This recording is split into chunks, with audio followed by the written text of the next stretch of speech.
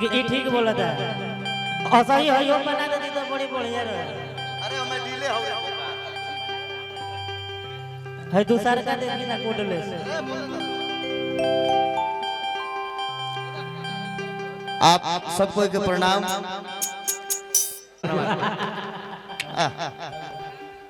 ये फिर मैले बना जा जितना मूड़ी लोग तक करिया कि रात में मार छे छाले दर हो यू नो ना होई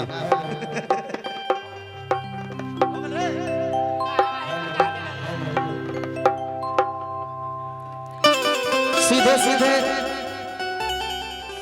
दो गीत आप लोग के बीच में रही। आ देखिए मलिकार हर गाँव निहार के अपन अपन तरीका बा। केहू खाड़ होके गावेला, केहू सीधे हारमोनियम लेके बैठ के गावेला, आ केहू ना तू ही सूत के गावत हो कबू। हां हमने के ना सूत के गाए जाए हम हमें के जाए तो सूत के गावत हम तो यहां के उठ के गाइला। दोस्त हमेशा लइकने के ना रहे देखत नहीं पीछे ले बोली बोलते रही सब दोनों बदमाश अब कुछ कह दे तो मियाज दूसरे हो जाए। ऐसे हम अभी गावल चाहते हैं सीधे सीधे गणेश वंदना एगो और बाद माई के अलग जगावे खातिर गुप्पा चाल अरविंद भैया खातिर एगो लास्ट में एक टुकड़ा छट के होई माई माफ करी चल दिखाओ भैया।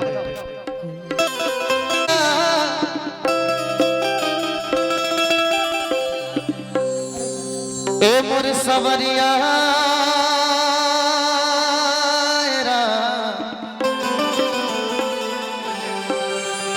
सावरिया रे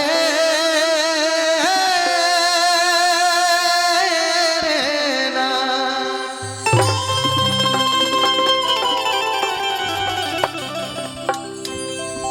सावरिया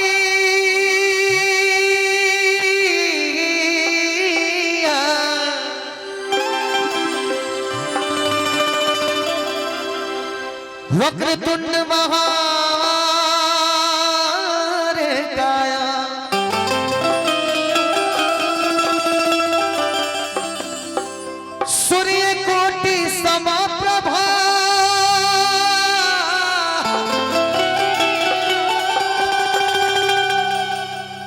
निर्विघ्नं कुरु मे देव सर्वकार्येषु सर्वदा।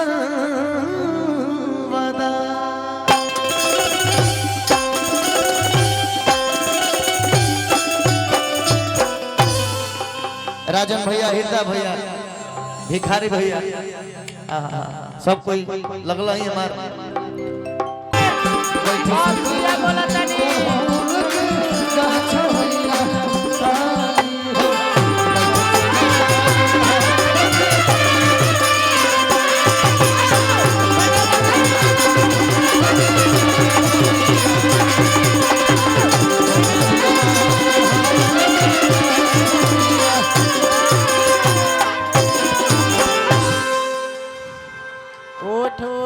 अच्छा धन्यवाद। अच्छा लगा हो तो ताली चाहो। अच्छा तुम्हारा जल्दी उठ कर और मेरे लिए तालियों की जरूरत नहीं इस लड़की के लिए एक ताली बजाओ।